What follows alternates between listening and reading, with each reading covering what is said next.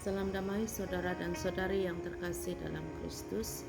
Bersama dengan saya Patricia Bai dalam renungan santapan firman Tuhan hari ini 21 Mac, hari Minggu Prapaskah kelima tahun 2021. Sabda Tuhan hari ini diambil dari Injil Yohanes bab 12 ayat 20 hingga 33. Di antara mereka yang berangkat untuk beribadah pada hari raya itu, terdapat beberapa orang Yunani. Orang-orang itu pergi kepada Filipus yang berasal dari Betsaida di Galilea, lalu berkata kepadanya, "Tuan, kami ingin bertemu dengan Yesus." Filipus pergi memberitahukannya kepada Andreas. Andreas dan Filipus menyampaikannya pula kepada Yesus.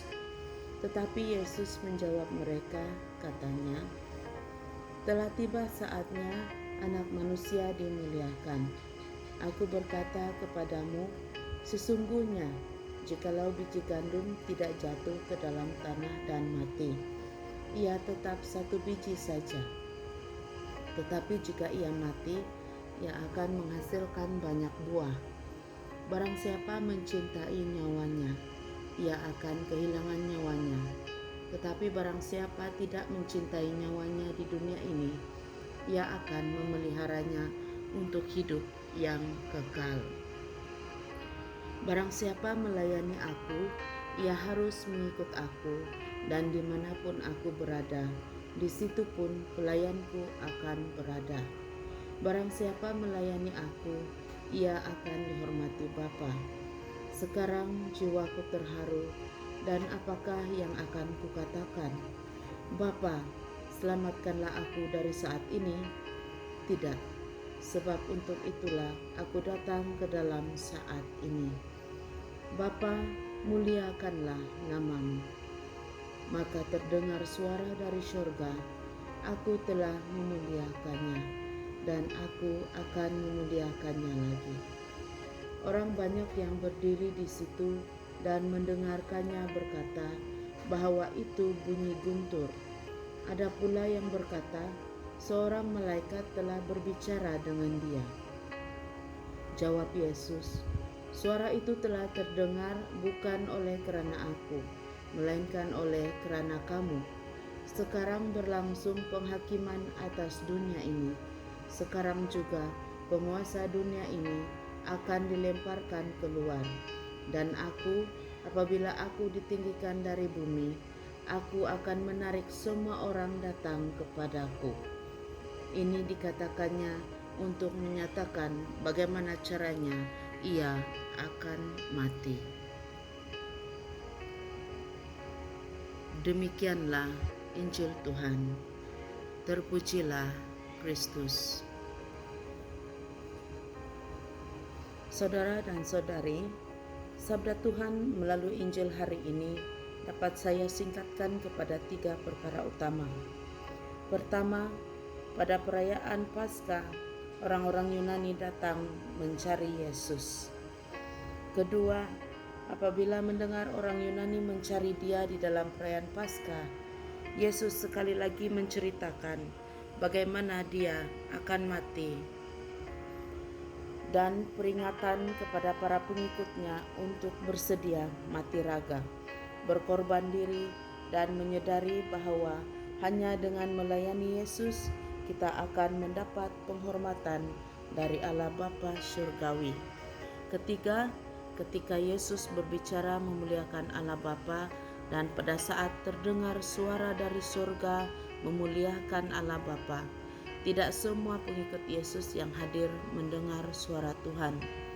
Ada yang mendengar hanya bunyi guntur, ada yang mendengar suara malaikat, dan mungkin mendengar banyak lagi suara-suara yang lain.